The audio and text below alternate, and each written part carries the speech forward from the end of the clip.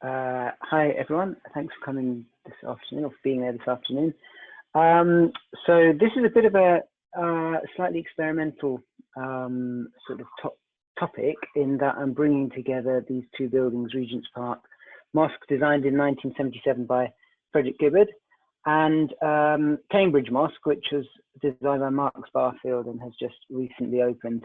And I've written about both of them in my book, and also I've written about Cambridge subsequently after it was finished. And one of the things that I've been interested in is the way in which Cambridge, the client for Cambridge, who's a person called Abdul Hakim Murad, which is his Muslim name, and his kind of born name is Tim Winter. And he's a theologian, religious scholar, and the client, he's the main client for Cambridge Mosque. And I've been interested in his writing and how he talks about Muslim identity and the position of Muslim minorities in Britain and in Europe more widely, and how that might have an impact on the way in which he's conceived of the mosque, because he's really the lead client for the mosque. And if that kind of stands up, if my sort of interpretation of his writing and the architecture sort of fits, then I think it represents really quite a departure in terms of, or a new direction for the meaning of the mosque in this country. Let me share my screen so I can put some slides up.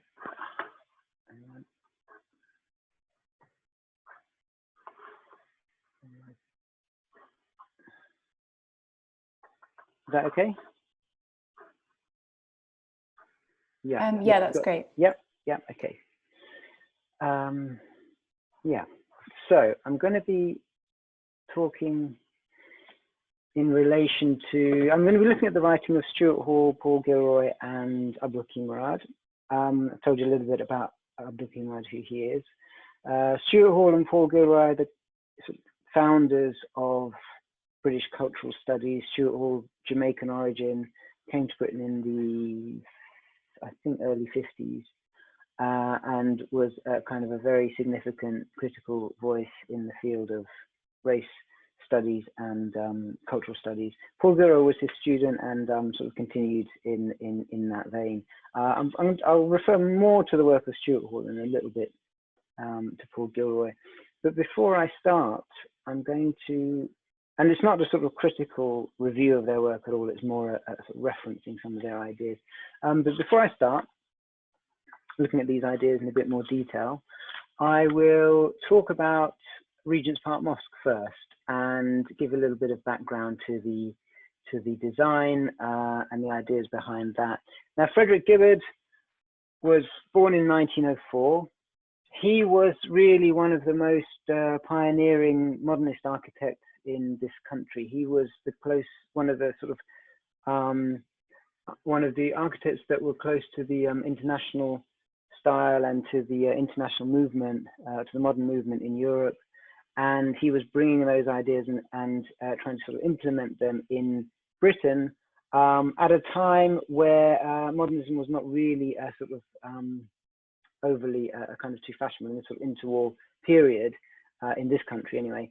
And you know, he was the architect of Pullman Court in Streatham and other kind of modernist buildings, and also the architect of post-war some modernist architecture like Harlow and Heathrow Airport and things like that. And he was also the architect of Liverpool Cathedral, which was built in 1967.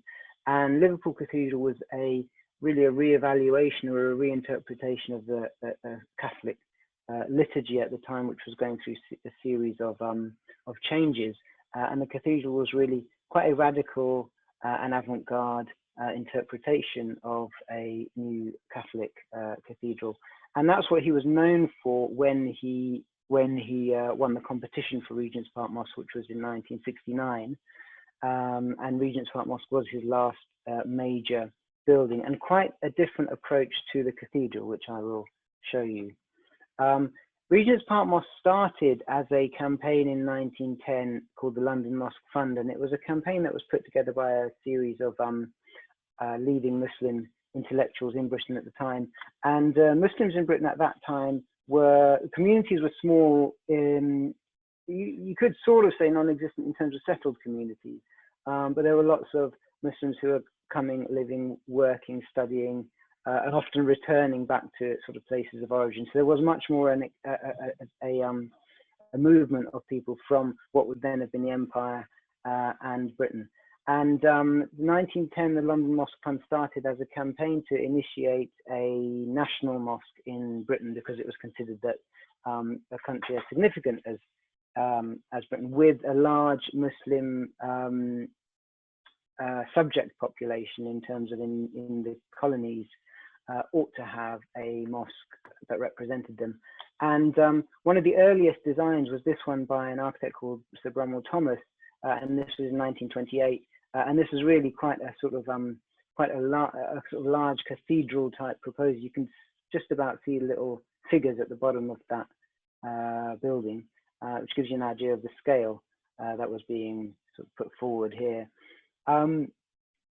That didn't sort of go anywhere, but in 1948, the London Mosque Fund did acquire a site in Regent's Park, or just on the edge of Regent's Park, and they put forward this design, which was by an Egyptian architect, Ramsey Omar, and this proposal was brought forward in 1956.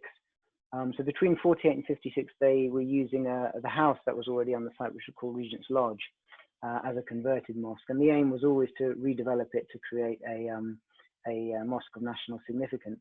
And this was the design that they brought forward, and it's quite a sort of Egyptian medieval kind of revivalist design, and it caused quite a bit of a stir in the council and with the Royal Fine Arts Commission, who were charged with reviewing applications in what was quite a sensitive site. And to cut a long story short, it was considered to be quite inappropriate to that quite sensitive location. And the mosque were encouraged then to go away. This is a view of that building in the park as it would have been. And the mosque were then persuaded to go away and enter a national or set up a international competition for a design for the mosque. So that's what they did. They had 54 entries to it and chose shortlisted three. These are three of the sort of second and third or second place and so on. So these are those are runners up to that competition.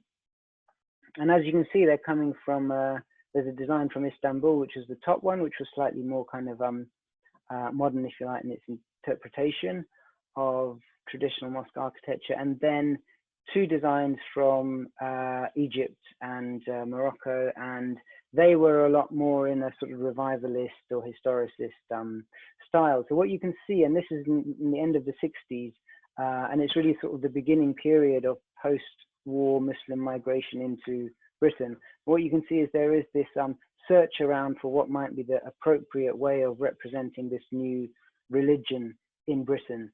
And the search is, on the one hand, towards a historical idiom or a historicist revivalist type architecture, and on the other hand, towards a more avant-garde or a more contemporary approach, which was the Turkish design. And that's really where the tightrope, I think, that Gibberd was walking. This was his proposal, and this was the drawing of his competition-winning entry. So as you can see, he's really kind of bringing together a whole series of different languages into this building. There's the curtain walling, which is made from precast concrete panels. A very kind of a sort of robust minaret, quite a solid concrete structure, and a dome which sits on again a concrete ring beam, circular ring beam. And what Gibberd was doing was combining the processes of making modern buildings with the sort of symbolic language of sort of historical traditional Islam. And that's how when he talks about the building, that's how he describes it as a very modern building as far as he's concerned. This was his concept sketch. So you can sort of see the mosque and dome sitting on the edge of the park and the views that he was interested in. And this is a plan of the building. And again, you see it's quite a, it's a very, quite a rational, modern plan. And there's a courtyard which is here. Just get this out of the way. Sorry. There's a courtyard here. So you enter on this side, enter into this courtyard through a foyer, and then into the prayer space of the mosque. So it is this sequence of spaces that takes you from the street, which is down here, into the prayer hall. There's a certain kind of traditional arrangement to that sequence, which you'll find in many Islamic buildings, but also it's sort of set within quite a sort of rational plan. Hang on, it's not moving for some reason.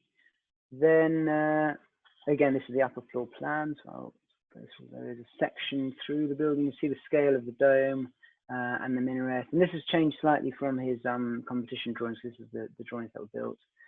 This is one of the bays, precast concrete panels with the calligraphy along the top and the frieze. And this is the Gibberd's diagram, which shows the construction methodology of the building, which again, he described it as a very thoroughly kind of modern building. So Gibberd never really talked about the building in terms of its symbolism or in terms of its cultural identity. In a way, I don't think that kind of language was used at the time. He talked about it very much in terms of its construction, in terms of materiality, and in terms of its modernity, which he saw as its essence, really. But it was quite roundly criticized by the architectural press at the time because they considered him to have sold out on his modernist credentials because he had incorporated these this symbolical, metaphorical elements and also these quite traditional elements. And he got a lot of critique in the press. And one of the things he said was that everybody likes it except other architects. So he was quite aware that it didn't fit into the fashions of the time. And this is the interior prayer hall where you can see the table top on the columns and the very open and light curtain walling and large dome, and the foyer, which again a sort of very modern interior space. Some of his references that he would have been looking at for the minarets, domes, and so on. This was just one of the critiques. Here, a literal rendition of Islamic features is executed in a cardboard model style. Structural elements are used to provide non-structural symbolism, arbitrarily selected patterns, and so on. So it's kind of type of critiques that he got.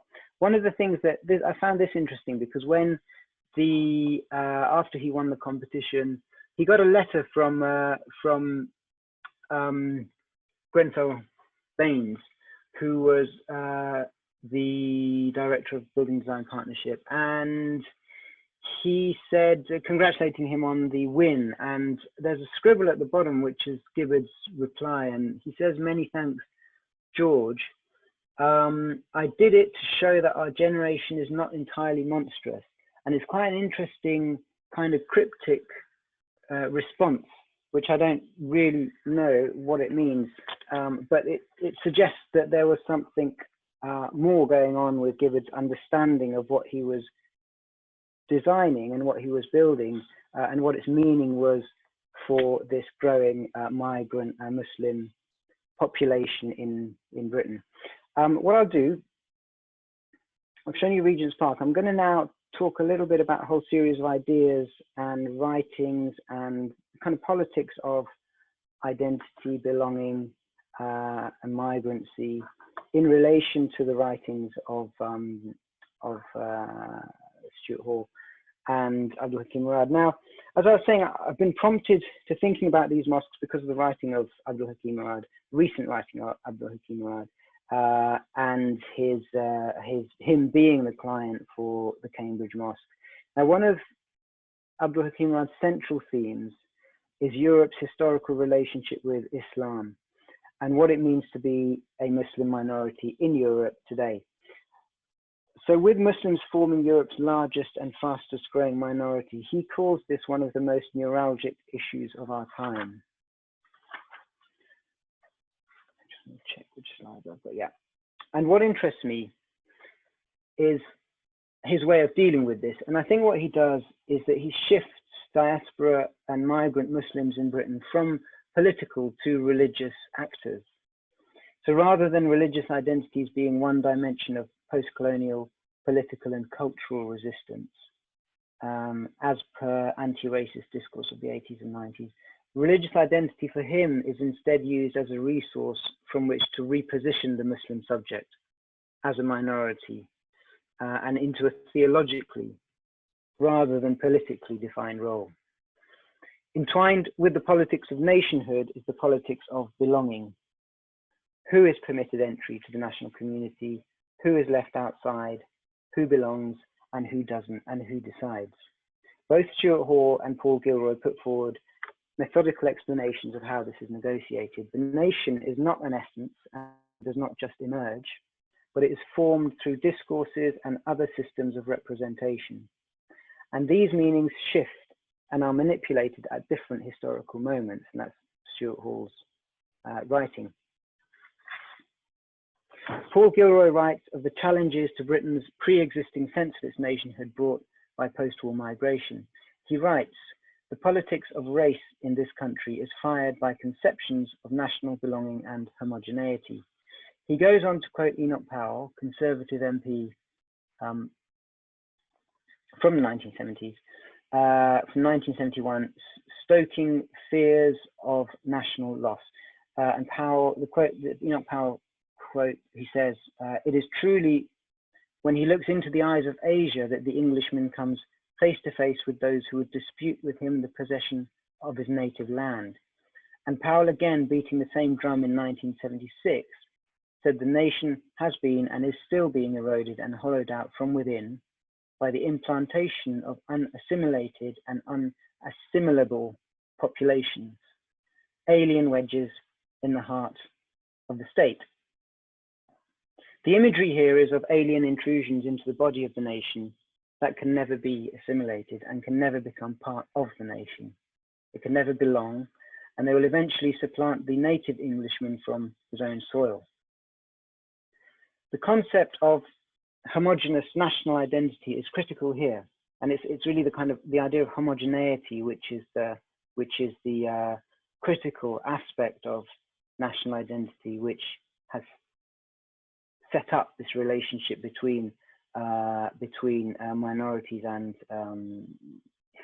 majority or indigenous culture, because this is what migrants and minorities within the nation has to battle against. Gilroy writes of how racism of the 70s and 80s constructed anti-Black exclusion differently to Asian, but how both are considered as incompatible with genuine Englishness. Asians, he suggests, are understood to be bound by cultural and biological ties which merit the status of a fully formed alternative national identity. They pose a threat to the British way of life by virtue of their strength and cohesion. Both groups are judged to be incompatible with authentic forms of Englishness. Now, this racist logic denies both Black and Asian settlers genuine belonging to the nation due to their culture and identity, on the grounds that their national allegiance inevitably lies elsewhere. Hall also articulates the importance of homogeneity to nationhood, which, once established, serves as an exclusionary framework to disbar those who can never belong to it.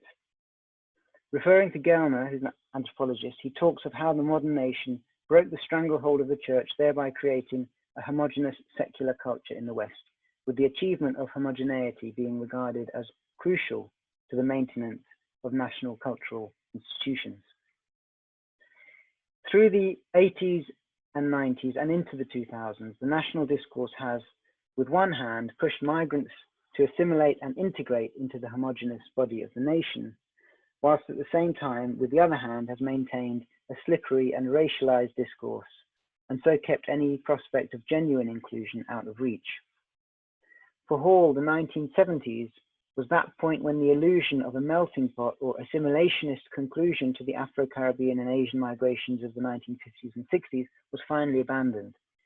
Following the rise of openly racist agitation on the streets of British cities, and the passage of clearly racialized immigration laws by the British Parliament.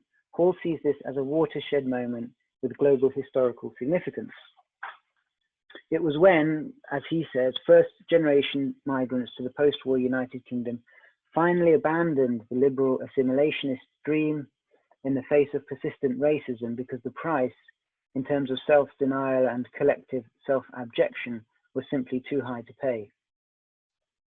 Hall calls out the dark side of the liberal discourse of assimilation, whereby we could all belong provided you become more and more like us. Instead, migrants began to insist on their entitlement to be equal citizens, whilst remaining culturally different, black and proud. Hall locates this as happening in the wake of the Black consciousness movement of the 1960s, and was an important development of the struggles against racial oppression that had been ongoing since colonization and slavery. If then, as a migrant, a minority, or a diaspora, or as you've been constructed as a racialized other, you can never belong in your new homeland, where do you exist? Hence, this is the predicament of identification. To what does the stranger in a new land identify? Where and how do they belong? It is here that we turn to the question of origins and the reconstruction of the past in the present. Much is written about the question of diasporas, home and origins. For our purposes now, and to keep our thread, we'll stick to Hall's writing, where he recognizes that the past is crucial to identity formation and that it has many voices. He says that the past is not a simple factual past that guarantees identity, but rather the past, and more specifically the origin, is an imaginary conception. It is always something that has to be told or narrated through a discursive, performative process. Hall writes, the past becomes available to us only insofar as it is something narrated, and such narration is constructed partly through memory, desire, fantasy, and myth. Cultural identities are thus fixed, not by any actual return to the origin, but by the points of identification or suturing made within the discourses of history and culture. For the positioning of the subject in relation to its sense of the past is always a discursive matter. So what he's essentially saying is that, all imagined or national communities, or all communities that need to be bound together in some way, need some kind of a mythic or an imagined community, and they need some kind of relationship to a past, however that past is to be constructed and narrated. But there isn't an actual direct link to a fixed past, but there's only points that you have to pick up from a kind of constructed or sort of narrated past to create a narrative of origin and of who you are, essentially. So, as Hall's saying, belonging to the nation, or fully or truly belonging to the nation, is not an option for minorities and for migrants. That's been ruled out. Therefore, they need to construct other forms of context in which they can situate themselves, and that context is both related to their own historical past, what they might consider to be their own historical past, and to their relationship to the present context in which they live. And I have talked a lot about the relationship or the positioning of the mosque architecture within this network of situating the minority Muslim communities in Britain. And I'm not going to talk about that. Well, there's no time to really just go into that in a sort of substantial way, but just to show a few images of the kinds of things that I refer to with the mosque in Britain, with a specific idea in mind of how the imaginary geographies of the past are constructed and narrated discursively by Muslims in Britain, and the role of the mosque in this process. So just to look at a few buildings, the early purpose-built mosques of the 70s and 80s were amalgamations of elements from Islamic architectural history, literally and reductively replicated in these new locations. This is 1977 mosque in Wimbledon. This is a mosque in 1980 in Maidenhead, and this is in Bolton. It's called the Nurul Islam Mosque. And again, what you see is this combination of the Islamic elements with local vernacular. So this kind of almost like hybridized, amalgamated, ad hoc architecture of the mosque, the new mosque architecture that was emerging from the late 70s through to the 90s. But then by the mid 90s, a new form of globalized Muslim identity was taking form, spurred by neo-colonial geopolitics and genocide abroad, the first Gulf War, the Bosnian War, and continued racism at home, with an emerging identity politics that was valorizing religious differences. So by the 90s, the kind of predominance of race as an identifier for migrant communities was maybe not being supplanted by, but certainly being joined by identifiers around lines of ethnicity and religion. The mosque in response became more fully historicist, reviving more complete and supposedly authentic visions of past Muslim history. And for example, so this is by 2010, this really quite historicist and revivalist architecture. This particular one is in Leicester, and this one is in Bradford. And then there's a number of examples that started to emerge from the 2000s, which follow this vein. So origins based on ethnicity and rooted in parental homelands, which means the origins of migrants, or migrants looking to the homelands of their parents as a source for their origin narratives. It started to be replaced in the 90s, through the 90s, with an imaginary origin in a pan-Islamic narrative, which promised coherence and permanence.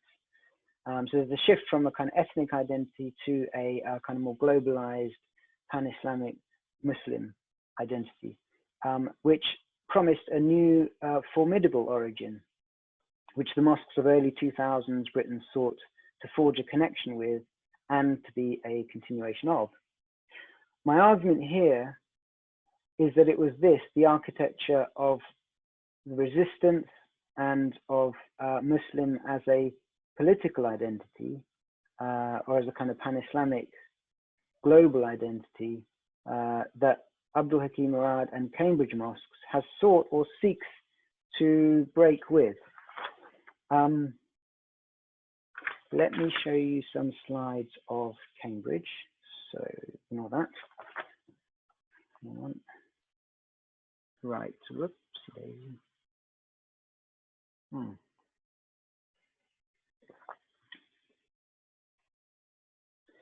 I'm just going to just explain Cambridge a bit. This is an image of Cambridge Mosque, a very low-rise building. It's essentially a single-story building on about a mile and a bit from the city centre, past the station, past Cambridge Station, railway station, in a quite a mixed neighbourhood, residential neighbourhood.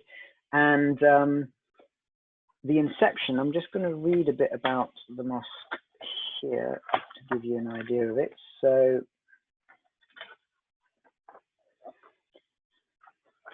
and you can see that it's the outside sort of wall of the mosque is has calligraphy on it, and the mosque really happens on an interior level. So it's very much an inward-looking mosque. It was designed by David Marks and Julia Barfield, who won a competition in the early 2000s, probably around 2010, and it was opened last year. Now, this is the concept around which David Marks and Marks Barfield based the mosque, and it was a drawing of an oasis, and they sort of saw this mosque as this quite interiorized sort of calm space within the city.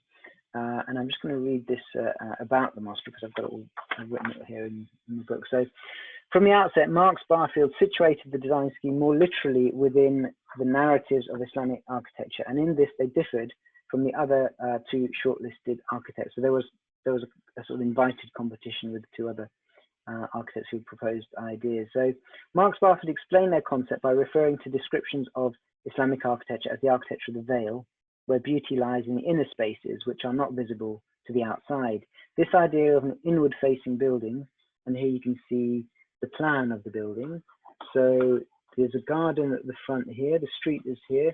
You come into this public garden, fountain, then a portico, through the portico, this is an exterior space, into this large atrium foyer, into a sort of vestibule, and then into the prayer space. So there is this, again, sequence of spaces, which is quite a traditional sequence, and occurs quite a lot in historic Muslim architecture. So there is a very sort of traditional idiom to the mosque. So the idea of an inward-facing building enclosing the courtyard is further legitimized with reference to the first mosque, that of the Prophet Muhammad in Medina, which established this typology. This concept is adapted in the Cambridge design to the idea of the mosque as a calm oasis, again evoking imagery from medieval Arab imaginations.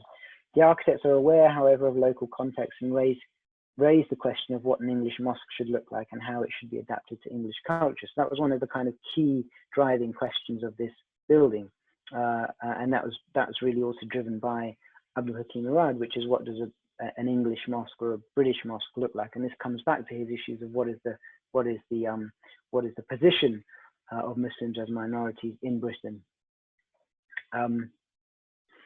Now, this is the interior prayer hall.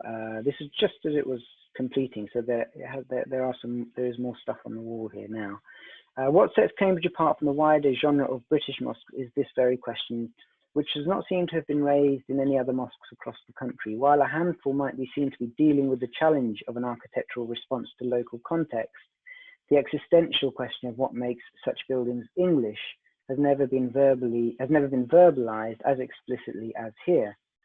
The architect set out to address this by attempting to synthesize the essential application of geometry with Islamic and English heritage. The plan, as I said, was inspired by the 13th century drawing of the garden. The proposed building's geometry is arranged as a sequence of spaces from the front of the site to the rear, as we were looking at the plan earlier. The mosque was designed in conjunction with Professor Keith Critchlow, who was an expert in sacred and Islamic art and founder of the organization Kairos, and which promotes the values of traditional art and science. Now, and Keith Critchlow designed this underlying geometric pattern around which the mosque has been designed, and it was called the Breath of the Compassionate. And you see that kind of pattern occurring in different places in geometric pattern work on doors, walls, floor tiles, and so on. So there was this sort of underlying. The idea is that there was this kind of underlying grid which was rooted in this very, very sort of traditional Islamic practice of pattern making. But it was aligned it was combined with this really very sort of high-tech construction process of the vaulting, which you see again here. So there's kind of timber vaulting, these structural trees which form a grid and then form the roof of the building. And Marks and Barfield, they referred to this as being a reference to King's College Chapel in Cambridge, which is again not too far away. But the idea that it's also referencing a local English architectural typology, which is the idea of the Gothic fan, well, French, I suppose, architectural typology, the Gothic fan vault. This is the front entrance. So here you see the garden, the fountain, the entrance portico. On the left is the atrium, and you can see how the structural grid starts early on and then moves throughout the whole building with these elaborate tree structures. Again, another photograph here of the interior of the prayer hall. The exterior walls which were a local brick, and the calligraphy which is inset into the patternwork, the Arabic calligraphy into the facades. And here's some of the way in which the geometric patternwork has been applied. The prayer hall in use again just before it was completed, so there is some more stuff in there. Oops.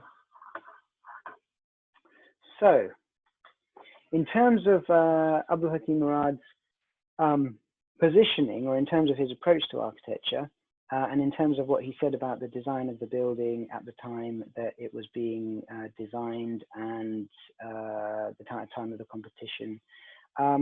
So along with many high-minded critics in the early 2000s, Abdul Hakim Murad was dismissive of the state of Muslim architecture in Britain. He described the prevailing first-generation mosque landscape as cheap but vast barns to keep rain from the heads of worshippers, with scant attention paid to architectural nuance. When the Cambridge Mosque project invited proposals for the new mosque, he described the entries as varying from brutalist concrete to Star Trek futurism, replicas of medieval Syrian buildings, and revivals of Victorian architecture. From the outset, Hakim Murad was keen to realize a mosque that reflected local culture, seeing this localization as a characteristic of Islamic architecture. He concluded that a hybrid seemed inevitable and one with local references.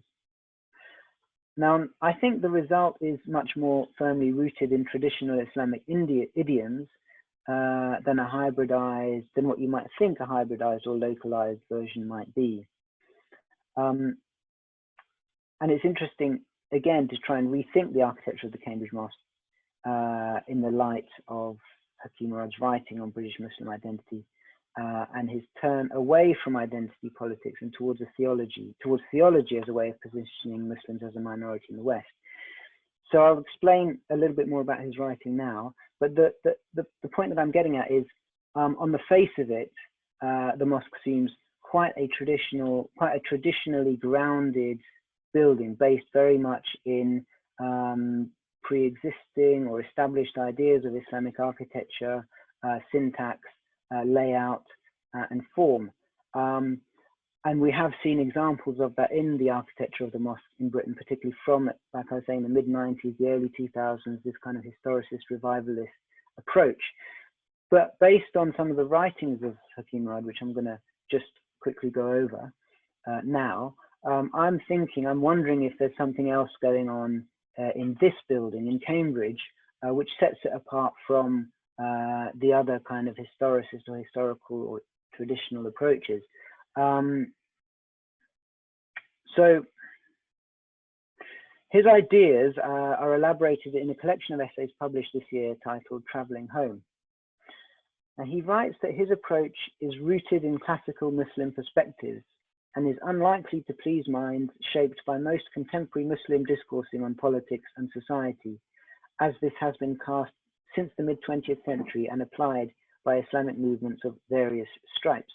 Neither will it be acceptable for the subaltern classes whose self-esteem as Muslims has collapsed beneath the bullying might of secular hegemons and who have raised the white flag of surrender. So what he's essentially saying is that his approach to the position of Muslims in the West, or Muslims in Britain, or Muslims as minorities, is to move away from what he calls discoursing on politics and society as taken up by Islamic movements, Islamic kind of political or resistance movements, and move it away from that realm. Now, as discussed earlier, minorities, diasporas, indeed all imagined communities of which the nation is one needs origins. Hakim Murad starts with a different set of origin stories for minority Muslims. First, there is the origin of Europe, which he locates in relation to Islam. He cites that the first use of the term Europensis comes in 754 in a chronicle describing Roland, who's a Frankish general, Roland's defeat of the invading Saracens at Poitiers. Europe was starting to form a reality as a counter to Islam.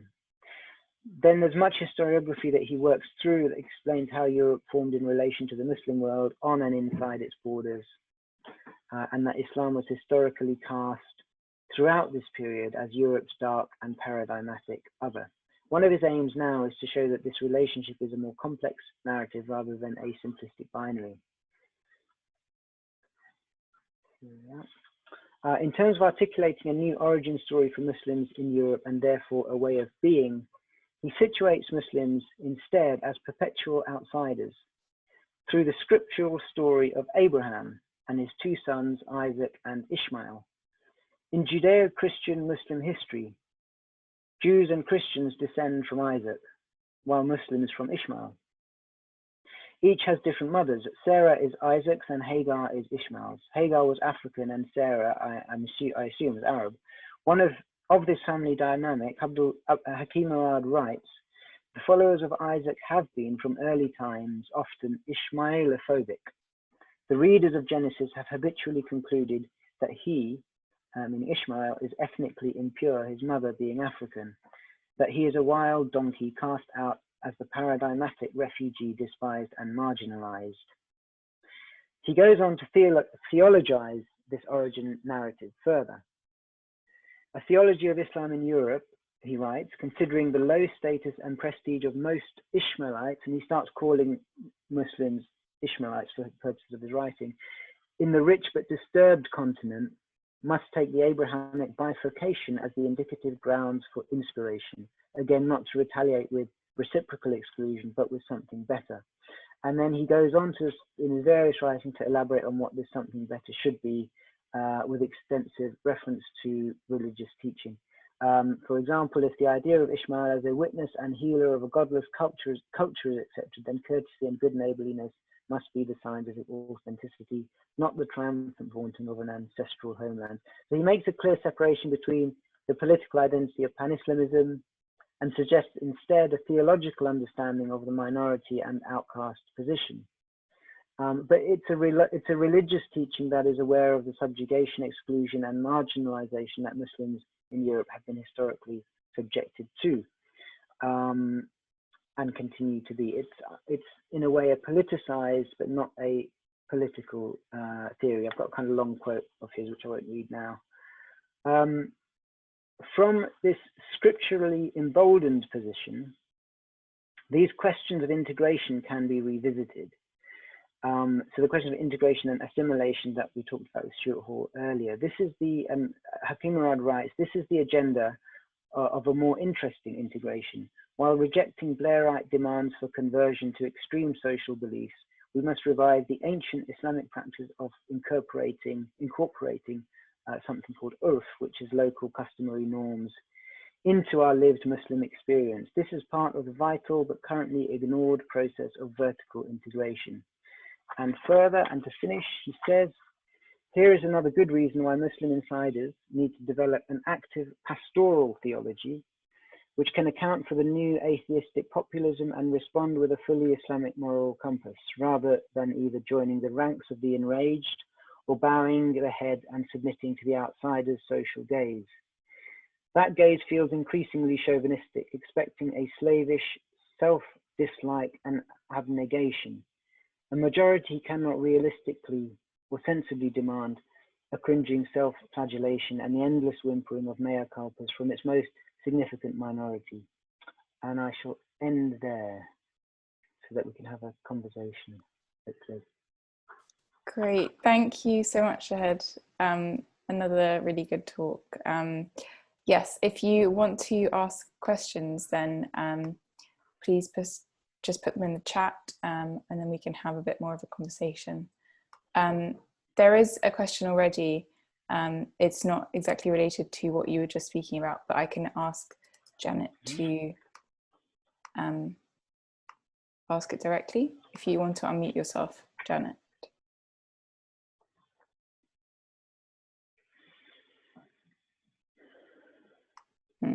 Okay, well, it just says in the chat, is it possible to visit Regent's Park Mosque as a non-Muslim? Are there security issues that prevent this? Yeah, no, you can. They do. Sorry, I could ask it. Yeah, it's just we went there during lockdown, and it really looked, we couldn't see anything really, and you know, we've traveled a lot in Muslim countries and been able to go into mosques when it was the right moment. And I just wondered whether Regent's Park was one of them. Yeah, you can. They do organize, they do sort of group, or they have various days or times where you can go along and have a tour. They have organized tours. I don't know what they're doing now during lockdown. Yeah. That's probably changed. But they did have quite a sort of organized system where you could basically certain times that you could go in and they would show you around, like have a proper sort of tour. So yeah, I don't know whether they sort of respond. Okay, I'll follow that up. I'm sorry. Yeah. Okay, thanks. Yeah. Okay. I wonder, Shahed, if you could talk a bit more about why you specifically chose those writers to bring into this talk, and how they've, I guess, influenced your writing. Yeah, it's a good question. I mean, we've been looking at Stuart Hall. Actually, I should sort of acknowledge we've got this reading group at university, which we sort of started over the summer, where we're looking at reading Stuart Hall's writing, Race, Ethnicity, Nation. So that's kind of in my mind at the moment. But I think what's interesting about Stuart Hall and Gilroy is they write through that period of the kind of 70s and 80s and into the 90s. You know, and beyond, but that kind of period where this whole process of negotiating racial identities was shifting around a lot from that initial post-war migration of people from the Commonwealth. So primarily it was West Indies and South Asia at that time, through the sort of 50s, 60s, and how that kind of first generation of Commonwealth migrants and really first generation of migrants of people of color in terms of Black and Asian started to really challenge and shift narratives of nationhood, and Britain's understanding of itself was really started to get challenged, and they really articulate and explore those issues. I suppose they're probably the key people who do that. And what's interesting is, I mean, for me, that's the kind of period that the mosque was becoming established as an architectural type in this country as well. And it's really what I've been interested in quite a lot, is to try and understand how the kind of mosque, how architecture becomes a representative or representation or a kind of metaphor or symbol of these other struggles that communities go through, and to try and kind of relate it to a social context. And I think it is, you know, the mosque can be really seen as part of this sort of struggle for identity and equality. So yeah, so it kind of gives quite a good basis for that writing, for that thinking. Yeah, I think that the point that was articulated really clearly, I think it was in Stuart Hall's writing, was that idea of kind of the nation not accepting people of colour unless they assimilated or became more like the majority. And I think and then that led to the kind of Black and proud way of, or like a celebration of Black culture. And I guess that's similar in the ways that the mosques didn't try to not stand out. They started to become more traditional and reference mosques in the Middle East. Yeah, I think so. I think there was this sort of from the kind of mid-90s, there was this move towards almost like a sort of moving away from attempts to assimilate or an attempt to create a kind of hybridized or kind of multi-vocal buildings, and that was, yeah, probably in response to this kind of increasing alienation that people were feeling. I mean, Stuart Hall sort of, he locates it quite early on. I mean, I thought it came a bit later, but he says that this kind of abandonment of the assimilationist idea came in the 70s. And maybe he's right. He was around at that time. So it's interesting because that whole kind of push towards integration sort of has carried on to this day, or that kind of demand for integration still carries on today, without ever really defining what does that actually mean, and who's being asked to kind of give up or become what. And so in a way, it's almost as if, you know, that discussion around integration hasn't become any more complex than maybe it was in the sort of 70s. You know? But I wonder. I wonder if you could talk a little bit more specifically about the Cambridge Mosque. You've kind of spoken about it being, it's like a place where Muslims from all over the country go to visit. It's this kind of like pioneer mosque, but it was, yeah, like commissioned, designed, and then I think the illustrations, the geometric patterns were all designed by white architects, white illustrators, and a white client. I guess there's, like, maybe you could touch a bit on that in terms of who's commissioning. And yeah, I think, yes, this is an interesting issue, and it came up a little bit in when I talked last time about the issue of whether Cambridge Mosque was in some way moving towards a more kind of cosmopolitan or internationalist Muslim identity, because it's been initiated and sort of, you know, created by largely by kind of white convert Muslims.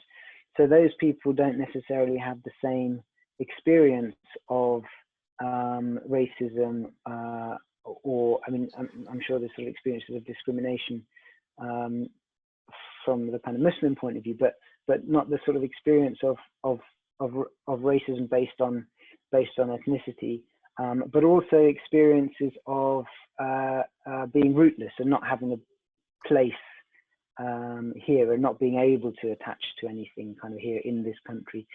So yeah, so in a way, one could say that Cambridge is because a lot of mosques that are built in this country come through these kind of, they're established by communities on quite sort of ethnically defined lines. So people who all come from a particular place, and sometimes from a particular village even, will set up their mosque when they come here. So that's why you get mosques which are predominantly run by Bangladeshi or Pakistani or Indian communities. So they're quite ethnically defined, and they've all have very specific, you know, quite cultural specificities based around who's setting them up. And that's sort of the nature, and that's why you get so many in a way, or they kind of proliferate on that basis, because there's so many kind of micro communities that set them up. But Cambridge, in a way, yeah, it doesn't have that same sort of kind of ethnic origin. So yeah, so I don't know. So just remind what you're saying. So you're saying, like, is that problematic, or? Well, I guess it's like maybe it's one of the first examples in the UK of that being the case, and yeah, whether that is a problem. But yeah, I don't know. It might be. I mean, there was sort of some people saying last time that there was a slight kind of I don't know whether they, can't remember whether they were saying they felt a bit uncomfortable, or whether people that they had spoken to felt a bit uncomfortable about that. But I don't know. I mean, it seems to be very popular and kind of, you know, well used. And I think this kind of, I think again, that's another reason why this theologizing of it, or the way in which Hakim Murad sort of shifts Muslim identity from the political, I think, to the theological. So looking to theology and scripture as a way of explaining, or as a way of understanding your position as a minority, rather than looking to kind of political movements. Is, on the one hand, it's an interesting, it may be quite a constructive and useful shift. On the other hand, people may say, but then you're kind of you're kind of denying the experience of racism and ethnicity that people have. And I'm sure he's not, but I think that could be one of the sort of criticisms of that, perhaps. Well, I don't think we have questions, but if people wanted to, just let me know. But otherwise we can wrap up, unless you wanted to have some closing thoughts. Yeah, no, it's good. We just got a question. Hang on. Just came in. And I will just unmute Abdullah. Hang on. Yeah. Abdullah, I think you can, jump in. Oh, brilliant. Thank you, Shahed, for such a talk. I hope this is recorded because I missed the first half. It but is, essentially, Perfect. My question was about Sheikh Abdul Hakim and how, because of his position and his kind of achievements, he's able to explore and kind of pursue like slightly more dormant, if you will, aspects of Islamic culture. In your kind of experience of kind of mosque building in the UK, are most pockets of kind of the Muslim community able to express or explore these kind of things, or does it kind of never even cross their mind? And if not, what are the factors in your view that kind of hold them back from, creating more than just something that allows them to pray? Like, I think you mentioned the quote about sheltered kind of sheds that protect people from rain, right? What are the factors holding the majority of the community back from stuff like this? Yeah, just what do you mean? What kind of more dormant aspects? Sure. So I think we have like the typical kind of understandings of Islam that are more prominent. So people know that they pray 5 times a day, etc., etc. But not necessarily everyone knows the kind of aspects of tradition we have. Like you mentioned, I think the idea of the Chahar Bagh, like the 4 gardens, and the slightly more kind of less kind of, if I don't know if I'm making sense, I hope I am. These kind of more elaborate kind of aspects of culture that not everybody's kind of aware of, and they're kind of less practiced. I know what you mean. These kind of more sort of nuances and in a way kind of a second level of narrative around kind of mosque buildings and so on. I mean, I think in your thing you sort of mentioned whether it's a question of class or is that one aspect of it, and in a way I'm sure it is, because Murad is coming from a very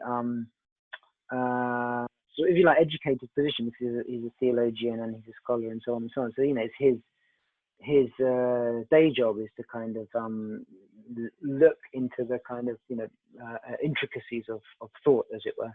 So in a way it's kind of inevitable that he tries to bring that into the architecture in some form. And I think for other mosques to start doing that, I think maybe because it's almost like there's been a first wave of mosque building, and that's been very much about just establishing a presence. So I do think that whilst you can be quite dismissive, or some people can be quite dismissive of this kind of first wave of mosque building in terms of its architecture, it still represents really quite a significant and important output, I think, for Muslim communities.